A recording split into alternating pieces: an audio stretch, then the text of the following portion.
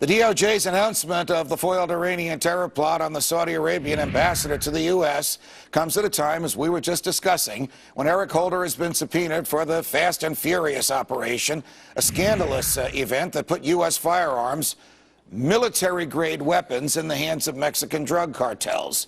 So what can we make of all this? For big picture analysis, we also turn to former CIA operative and chief of the bin Laden unit, Michael Scheuer. Michael, it's always a pleasure. Welcome back to Freedom Watch. Thank you, Judge. Why do you think the Attorney General is hyping this so-called threat from Iran? Why do you think it was announced when it was announced? And does any of this make sense to you? Well, I think, first of all, Ms. Miller's description of the operation is correct. It's like a Marx Brothers movie, but without the Marx Brothers, just some dummies they recruit from the street. I think one thing we need to keep in mind is that the performance of the FBI and DOJ in the area of terrorism has been pretty pathetic over the past couple years. They may have jumped at something because it gave an appearance of actually being successful, but really it turns out to be just another sting, Judge. This is another counterterrorism operation at the end of the day that lured somebody into running it, apparently. All right, this is basically a claim by the federal government that it protected us from harm that was never really there and never really threatening us to begin with. But well, yet it has that added twist, Michael, of involving the government of Iran. So let me ask you this: who would want to create the impression that we need to engage in military activity, which a lot of the neocons demanded before the ink was even dry on this criminal complaint, against Iran? Oh, the only people that would benefit from that would be the Israelis and the Saudis. And I think if I was looking at a counterintelligence operation to decide where this information came from, I'd be very interested to see if I could find an Israeli hand or a Saudi hand. Because in the long run, Judge, both Israel and Saudi Arabia are much more dangerous enemies to the United States than the Iranians are. The Iranians are a third-rate military power that we could handle very easily. But, you know, the Congress is crazy for war with Iran. Listen to Senator Graham and Senator McCain and Joe Lieberman. They're owned by the Israelis. The Saudis are very influential. So when you look at these kind of things, you have to ask, who would benefit from the war? The Israelis and the Saudis would love to see our money and our young men and women being killed to fight their enemies in Iran. All right, you have engaged professionally in counterintelligence to enhance the security of the United States during much of your adult life. Tell me, Michael, could this be a case in which the American government, in which the Justice Department was played like a fiddle by foreign entities? It thought it was running the case, it thought it was in control of it, but in reality, these people that were involved were not under their control, but were under the control of someone who wanted to foment animosity between Iran and the United States. I don't think it's impossible, Judge. I, of course, don't have the information to say that. But when you look at the bottom line, who this benefits, if it leads to military action against Iran, it only benefits the Israelis and Saudi Arabia. And there's a precedent for it.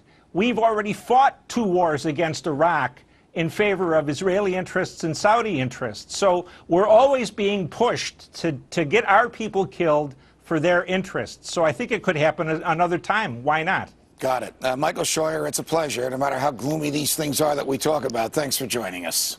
Thank you, Judge. The skepticism surrounding the Iranian terror plot is growing amongst intelligence experts, as you just heard. But why isn't it catching on with any of the Republican leadership or even the Republican presidential hopefuls? If their campaigns are based on being against the current big government establishment, then why are they readily accepting this so-called plot? Here to discuss is North Carolina Republican Congressman Walter Jones. Congressman Jones, always a pleasure. Welcome here. Do you think that this is a case of the tail wagging the dog? Do you think that elements in the United States government are looking for some excuse to engage us in another war in the Middle East, and this is the first of one of those excuses? Judge, I will answer you this way. I would say anything is possible. And I am concerned. I listened to your first 2 guests and deciphered what they were saying, and I can honestly say that I hope that we're not going to be duped by this administration into bombing Iran like we were with Libya. Well, if the Iranian connection were not there, this would be just another run-of-the-mill FBI sting, where they found some bitter loner who hated the United States and persuaded him that they could help him with money and bombs and advance the cause of jihad. And then, of course, they stopped this plot before anybody's harmed. They've done this 17 times since 9/11. They claim this keeps us safe. I have made the argument this doesn't keep us safe. It creates the false sense of security. But with the involvement of the alleged involvement of the Iranian government, what is the reaction amongst your colleagues on Capitol Hill? Do they believe this, or do they want to see more evidence before they weigh in? Judge, they want to see more evidence. They've already announced hearings in the Senate and the House to look into this issue, and I think that that's probably the safest thing to do at this time because, you know, again, when the president didn't even come to Congress but decided he'd bomb Libya, I mean, that's set a horrible precedent.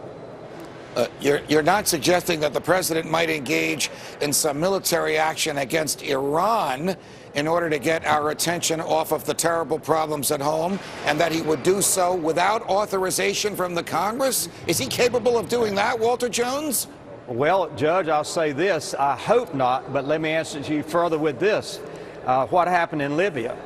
He said he called 2 or 3 of the leadership of the House and Senate, but the Congress never heard from him.